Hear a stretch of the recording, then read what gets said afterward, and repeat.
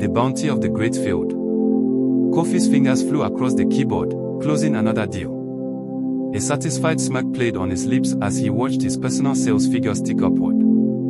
On the large screen in the open plan office, his name sat proudly at the top of the leaderboard, a comfortable distance above his colleagues. Another one, Kofi. "You're on fire this quarter," Ben, a fellow salesperson, said, clapping him on the shoulder. "Just focused," Kofi replied, his eyes not leaving the screen. He had learned early on that in sales, you ate what you killed. The company's team-based commission structure was a flaw, in his opinion. Why should he share his hard-earned rewards with those who hadn't hustled as hard? Lately, a golden opportunity had emerged. A massive client, Udoma Enterprises, was looking for a comprehensive software solution. It was too big for one person to handle, requiring expertise in different platforms that various team members possessed. The commission would be life-changing. The team lead, Ada, called a meeting. "Team, Udoma is our white whale. This requires all of us. Ben, you'll handle the data integration specs. Chichi, you'll run the client presentations. Kofi, you have the best relationship building skills, you'll be the primary point of contact." Kofi's heart sank. Primary point of contact meant he'd do all the hard work of wooing the client, only to split the commission. An idea, selfish and sharp, took root in his mind. He agreed in the meeting, but later, he acted alone. He used his charm to secure a private lunch with a key decision-maker from Udoma. He presented himself as the sole architect of the solution, subtly downplaying his team's role. He promised a custom package that leveraged only the part of the software he was familiar with, ignoring the more complex, integrated solution the team had planned. For a while, it seemed to work. The client was impressed with Kofi's confidence.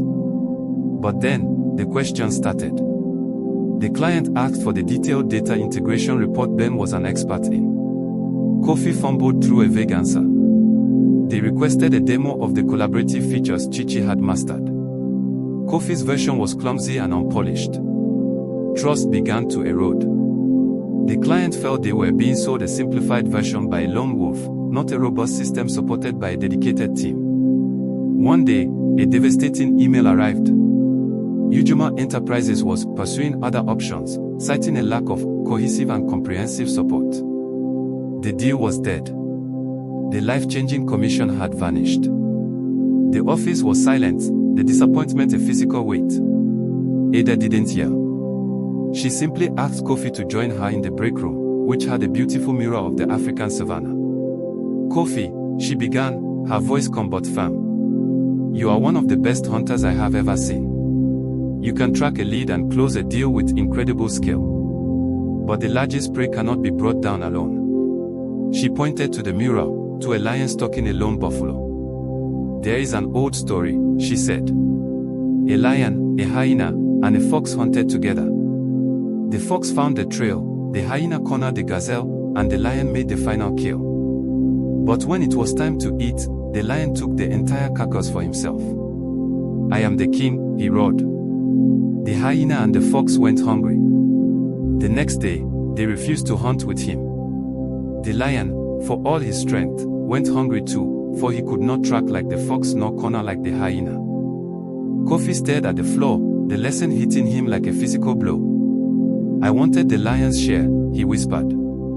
"And you ended up with nothing," Ada said gently. "You see, Kofi, the forest is vast. If you hunt only for yourself, you might eat today, but you will starve tomorrow. But if you hunt with your village, everyone eats, and the village grows strong. The bounty of the great field can only be harvested together." The truth of her words settled in his gut. He had been so focused on his own plate that he had let a feast for the entire team slip through his fingers. The next morning, Kofi stood before his team. He apologized, not with excuses, but with genuine remorse. He shared the story Ada had told him. "I was the lonely lion," he admitted. "And I am sorry." He started over. He shared his leads with Ben, who had a knack for technical details. He partnered with Chichi on presentations, leveraging her brilliant clarity. He learned to ask for help. Slowly, the team spirit healed. They landed a series of smaller, collaborative contracts.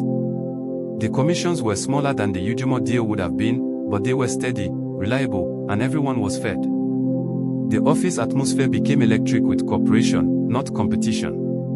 Kofi finally understood. His name was no longer alone at the top of the leaderboard, but the team's overall numbers had soared higher than ever before. He looked at the thriving team around him and realized this was the true bounty, a success that was shared, sustainable, and sweet.